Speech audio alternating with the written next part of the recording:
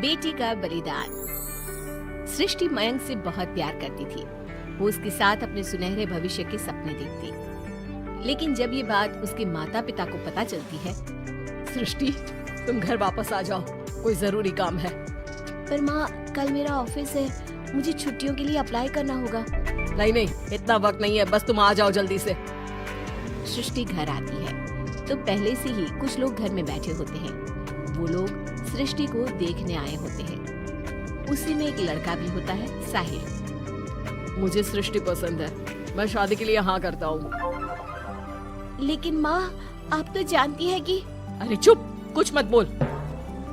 सभी सृष्टि को चुन्नी चढ़ाकर चले जाते हैं। माँ, मैं किसी और से प्यार करती हूँ।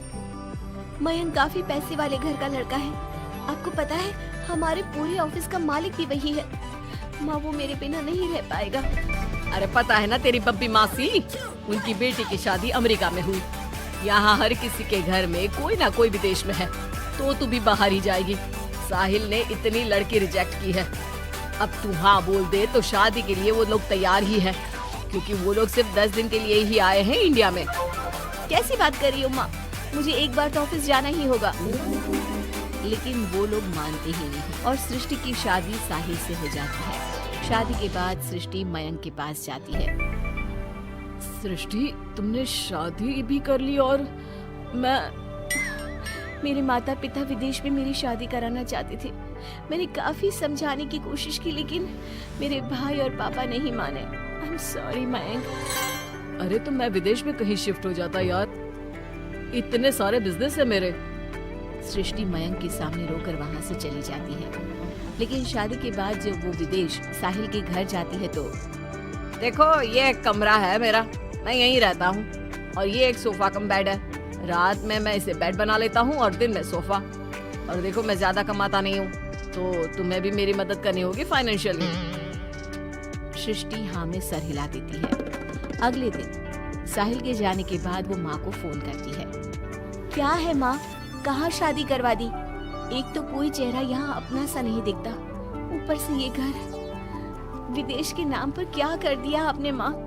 साहिल यहाँ सेटल भी नहीं है।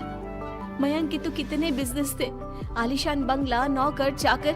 यहाँ तो मैं खुद नौकर बनकर रह गई हूँ। ये क्या किया माँ आपने? अरे क्या बताऊँ बेटी, तेरे पिता ने जो कहा मैंने वही किया। अब जो कुछ भी है वो तेरी किस्मत है भाई, जैसी भी है।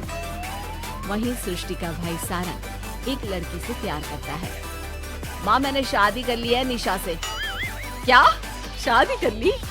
और वो भी निशा से? और उसके माँ बाप तो नहीं मान रहे थे ना? भाग्य की है माँ, अब वो अपने घर में और मैं अपने घर में। और कैसी बात कर रहा है? उसके पिता तो बड़े कमिश्नर हैं, उठाकर जेल में डाल देंगे तुझे। तभी तो किया है पापा। और ऐसे कैसे डाल देंगे जेल में? लड़की उनकी भी बालिग है। अरे पर बेटा, वो लड़की ठीक नहीं है। देखो, किसी लड़की के बारे में ये बात मत बोलो। तुम्हारा लड़का ठीक है क्या? काश मैंने सृष्टि की शादी भी उसकी पसंद से की होती, तो आज मुझे इतना रोना तो ना आता। अरे माँ, तुम उसकी बात पर मत आया करो ना। विदेश में है, जहाँ लोग जाने के लिए मरते हैं। हाँ, लेकिन वैकिन छोड़ो और ये बताओ कि बहू को घर कैसे लाया जाए। सभी मिलजुल कर फैसला करते हैं कि वो लोग सारंग की बीवी यानी कि अपनी बहू के घर जाएंगे। सारंग, माँ और पिता वहाँ जाते हैं, जहाँ पर बहन जी, अब तो बच्चों ने शादी कर ली है, तो आप लोगों का भी आशीर्वाद मिल जाता तो। पता चला हम लोगों को भी। देखिए, मुश्किल है कि हम उसे आप लोगों के घर भेजे। हैं? ऐसे कैसे मुश्किल है? और क्यों नहीं भेजेंगे? बीवी है वो मेरी, भेजना तो पड़ेगा ही। लड़के को बहला फुसला कर भगाने के आरोप में अंदर कर दे क्या? अरे देखिए साहब, इतना कानून तो हमें भी आता है। आपकी लड़की कोई नाबालिग नहीं है। तभी वहाँ निशा आ जाती है। रुकिए मम्मी पापा, सारंग में कोई कमी नहीं है। हम लोग इसे कोई बिजनेस खुलवा देंगे ना। देखो, एक बात बता देती हूँ, मुझे तुम्हारे घर नहीं जाना। अरे ऐसी कैसी बात कर रही हो? हम लोगों ने शादी की है, पति पत्नी है हम दोनों, और क्यों नहीं जाना? तो फिर शादी क्यों की? शादी इसलिए की क्योंकि तुम मुझे अच्छे लगे, लेकिन इतना बड़ा घर शान और शौकत छोड़कर तुम्हारे साथ आने के लिए मैं रेडी नहीं हूँ। एक तो तुम्हारा घर जिस मोहल्ले में है वो मोहल्ला बहुत खराब है, वहीं से शायद हमारी काम वाली भी आती है ना माँ? हाँ हाँ, इन्हीं लोगों के पीछे वाली गली से आती है कमला। देखो सारंग, पापा हम लोगों को आराम से पॉश कॉलोनी में फ्लैट दिला देंगे, काम भी शुरू करवा देंगे, तो तुम हम लोगों के साथ रहो। रही बात माँ पापा की तुम्हारे, तो रोका किसने है? साल में होली दिवाली मनाने हम जाया करेंगे ना उनके घर। सारंग अपनी माँ पापा से कहता है, माँ मुझे निशा की बात ठीक लग रही है, वैसे भी आप लोगों के साथ तो पूरी लाइफ स्ट्रगल ही करता रहूंगा। अरे कैसी बात कर रहे हो सारंग, हम लोग यहाँ बहू लेने आए थे, बेटा देने नहीं। अब देखिए जो होना था वो तो हो गया, अब तो आप सारंग को यहीं छोड़ दीजिए और विदाई लीजिए। हाँ हाँ माँ, मैं अब यहीं रहूंगा, आप लोग जाओ, मैं अब उस मोहल्ले में नहीं आने वाला। सारंग के माता पिता वहाँ से चले जाते हैं। अब जब भी माँ सारंग को फोन करती तो या तो वो फोन काट देता या उठाता ही नहीं।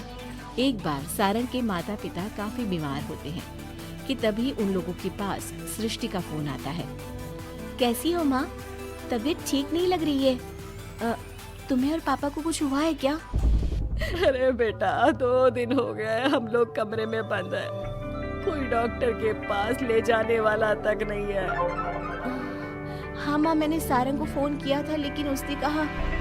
अरे वो तो बात तक नहीं करता, पैसे वाला हो गया है ना। रुको माँ, मैं कुछ करती हूँ, आप दोनों तैयार हो जाओ। थोड़ी ही देर में उन लोगों की डोरबेल बजती है। माँ दरवाजा खोलती है तो सामने एक हैंडसम सा लड़का लंबी कार लेकर खड़ा होता है। मयंक हो ना तुम बेटा? मयंक उन दोनों के पैर छूता है और डॉक्टर के पास ले जाता है।